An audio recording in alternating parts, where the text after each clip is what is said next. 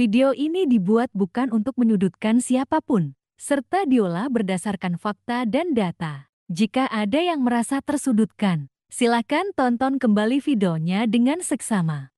Assalamualaikum warahmatullahi wabarakatuh. Jumpa kembali bersama saya Desi dan Ken. Nah, walaupun ganti-ganti pasangannya, tapi ya tetap masih oke. Tahu nggak orang pinter di mana? Dukun di mana? Dukun di mana? Dukun. Iya, katanya di Gunung Lau itu. Ada apa sih nenek dukun? Hari Iya. gini kok dukun-dukun udah zaman modern. Biar zaman-zaman modern udah banyak orang jadi cenayang sekarang. Kenapa? Ya gimana ya?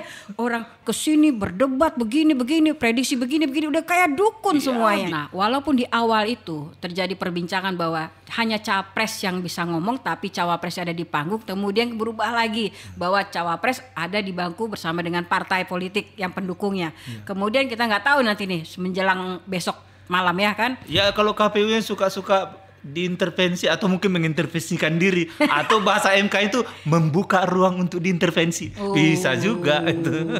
Udah gitu aturannya sekarang itu kalau panelis itu nggak boleh bertanya lagi tentang pendalaman terhadap suatu jawaban dari Pak Paslon Capres 1, 2, dan 3 kan gitu kan? Ya itu dia problem. Moderator juga nggak bisa kan? Iya itu dia. Ini jadi masalah. Bagaimana? Apalagi nanti debat antar capresnya mestinya kan ada pertanyaan Pendalaman, bebas iya. gitu kan, nggak harus dikasih ini pertanyaannya. Mestinya ada pertanyaan menurut bebas para juga. cenayang-cenayang itu katanya ini kalau misalnya sistemnya seperti itu tidak ada pendalaman, moderator tidak boleh menanyakan lagi ataupun panelis tidak boleh menanyakan lagi, artinya bahwa ini kayak penjabaran visi misi gitu. Iya, monoton lah ya intinya monoton, ya. kayak agak bosen gitu ya, apakah boring gitu ya. Fleksibel, gak ada debat yang dinamis. Kecuali bisa gitu. joget gemoy gitu kan. Itu katanya dijogetin aja. Dijogetin aja. Masa gagasan dijogetin aja gitu ya. Kan dulu kan apa di antek-antek asing kan bisa aja gitu kan. Nah takut keluar seperti itu jadi dibikin teratur aja. Oke, kita bahas satu-satu. Oke.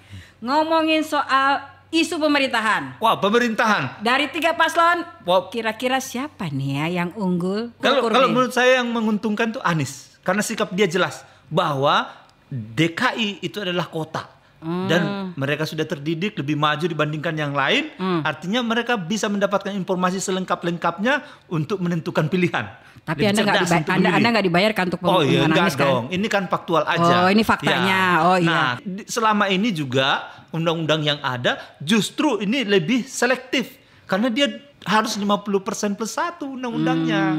Dibandingkan yang lain itu pokoknya yang daerah lain itu mana yang tertinggi ya menang gitu. Oke, ini contohnya 1 Anies ya. Nah, oke, tema kedua kita mainin soal hukum dan HAM. Wah. Semuanya nggak pernah dihukum ya, tapi yang berkaitan dengan hukum ada loh. Ada loh, jangan ngomong.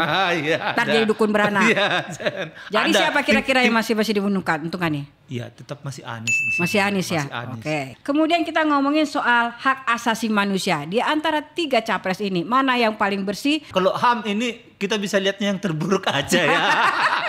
Soalnya pernah diberhentikan dari militer misalnya kan. Iya benar. Dinyatakan Ingat juga. nggak kasus ini kan berdebat juga ini soal kasus penyerangan PDIP dan pasukan Mawar dulu kan, ingat gak dulu waktu Ingat. Udah tuli kan itu kan. Ya, waktu kasus yang penembakan misterius yang segala macam itu yang Trisakti kasus. Ingat kan? Ingat. Nah, itu siapa 98 tuh? reformasi. Kami waktu itu masih kuliah. Kita tiba udah tamat ya kan. Aku udah jadi wartawan waktu itu. Iya kan? Yang ternoda yang nomor 2 pasti kan? Iya kan? Iya kan? Ternoda nomor 2 ya. Karena walaupun sempat dipanggil-panggil untuk peradilan militer juga kan. Wah, mau dibantah kayak apapun masa lalu itu tetap masa lalu walaupun itu tidak jadi ini ya. Iya, kalau mereka yang dengar podcast ini juga bisa juga search ya. Kan itu ada Prof Kiki Herman. Jadi ini sudah ada faktanya. Ada itu fakta-faktanya. Bukan kayak orang bercinta kan, masa lalu biarkan masa lalu berlalu kan. Enggak lah. Harus move on. Tetap harus. Jadi ini masih siapa nih kalau kita ngomongin HAM nih? Ya ini imbang-imbang lah ya antara Ganjar 1 dengan dan 3 Anies ya. Kalau pemberantasan korupsi, ayo. Ya, pemberantasan korupsi. Ya kalau Ganjar, kita kalau lihat Ganjar ingat kasus ini nggak? Ada kasusnya kan? Memang pernah ada itu terkait itu loh yang kartu-kartu itu loh. Ya, KTP. KTP ya. Ya berarti kalau nomor 1 kayaknya nggak ada ya. Nggak ada ya. Kalau nomor 2 korupsi. Memang sih nggak disebut-sebut tapi rame kemarin ada food estate katanya kan. Tapi kan dari segi prestasi apa sih yang dibuat untuk layanan yang pelayanan yang bersih dari perbuatan pemborosan atau korupsi, itu harus ada. Boleh lah kita strategi. kasih poin Nadia ya. Iyalah, kasih tetap poin lah. ya Kanda. Iya, penguatan demokrasi. Nah, di antara bertiga. Demokrasi.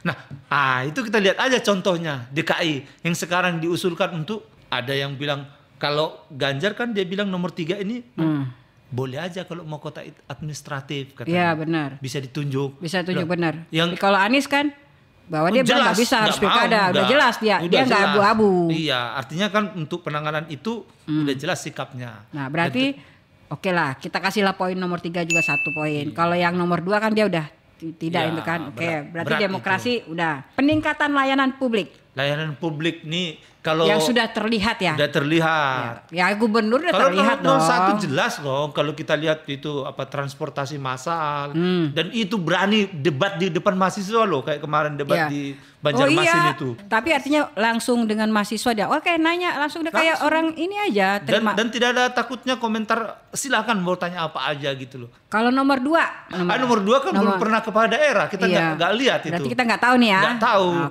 kalau nomor 3 oke lah, karena kan udah jadi gubernur kan, Udah pelayanan jadi publik. gubernur. Nah, ada yang diuntungkan juga, pasti kan Iya, memperhatikan masyarakatnya. pasti. Oke, kita harus fair loh. Kerukunan warga. Kerukunan warga, kalau ini Mas Anies ini nomor 1 ini, wah ini didukung nih garis Kelompok- keras, ya, kelompok Islam. keras. Tapi setelah di DKI terbukti kok dia persekutuan gereja ya itu mengatakan bahwa Mas Anies itu ada izin gereja yang 50 tahun nggak Iya. ada, nggak terbit di Dikeluarin, masa dia. ya. Dan selama beliau itu memimpin DKI nggak ada kerusuhan kan, aman, harmoni. Nomor 2, Belum pernah kepala daerah, kita nggak tahu. Dia kan urusannya alutsista, Iya, alutsista. beli-beli senjata, itu pun Oke. katanya disoal tuh karena bekas-bekas itu kan. Layanan publiknya nggak langsung. nomor 3. Kalau nomor 3 ini, itu kasus kendeng. ya itu persoalan lingkungan, ini masalah juga nih. Tapi kalau dia untuk kerukunan beragama, nggak begitu ini sih ya, nggak jadi perhatian publik ya. Boleh kita kasih poin 1 lah ya, dia poinnya. siap. Ini nih ya, dari tadi beberapa dari tema yang kita udah bahas kan, Iya. ya walaupun cuma sekilas. Kita ada contreng-contreng nih. Yang contreng dia dapat 1 dapat nilai poin 7. Iya. Kalau yang 2 poinnya plusnya 1 tapi ada minusnya 2 ya. Nah, kalau yang paslon nomor 3 dapat poinnya ada 4 tapi ada minusnya 1, ya kan? Iya. Nah, artinya kalau kita lihat sejarah ya kan, Iya. kalau berita apa fakta-fakta itu kan udah nggak bisa dia ungkit-ungkit lagi kan, Iya. bahwa sudah jelas gitu loh. Ya kayaknya yang bisa menang untuk pembahasan kalau tidak ada alam minta ya dengan poin kita bahas tadi itu ya nomor 1 ya berarti ya. Ini Iya, kan 7 nomor 1 poin dong, ya. nomor 1. Terus Apalagi udah gitu, nomor yang paling poin kedua adalah Nomor paslon 3. nomor 3. Tapi kita nggak tahu kalau nanti joget ternyata bisa besokannya atau malamnya setelah itu langsung voting langsung ini ya kita nggak tahu juga ya namanya kan. Tapi ini menarik ya. Kalau yang 1 ini kan kalau kita lihat tipikalnya ini kan orang dia biasa jadi dosen ya, Ya, mengajar sama biasa. mahasiswa udah biasa. Biasa debat Kalau ya. yang 2 ini kan biasa ya orang di pertahanan, Ya, orang di ini militer kan, ya kan. militer Komando itu ya, kan. komando. Waduh. Berarti kan dia wah gitu kan. Kalau yang nomor 3 ini kan dia kalau orangnya sih lebih Politisi, humoris ya dan ya. politisi ya. Ini kayaknya jadi orang juga lihat pengen tahu nih karena backgroundnya tuh yang beda-beda gitu Iya, kan. Nah, bagaimana beda-beda. cara menjawab mereka juga pasti beda-beda. Beda-beda. Penasaran nggak? Penasaran dong pasti. Penasaran nggak? Penasaran. Jadi siapa nih kira-kira yang besok bisa menang? Sebelum kita berakhir nih, Iya, jadi siapa kalau- yang kita menang nih kira-kira? Kalau debat ini nomor 1 udah terbukti beberapa kali dia keliling. Banjarmasin, ke Lampung, ke Medan. Dia debat langsung terbuka ke mahasiswanya. Apa aja boleh ditanya begitu. Lebih terbuka ya. Dia lebih terbuka. Ya udah, daripada pusing-pusing, jangan ke dukun, jangan ke Gunung pasti. Kidul. Jangan pergi lagi ke Kita lihat nih bagaimana debat capres yang pertama besok. Iya. Wassalamualaikum warahmatullahi wabarakatuh. Jangan lupa ya like dan subscribe.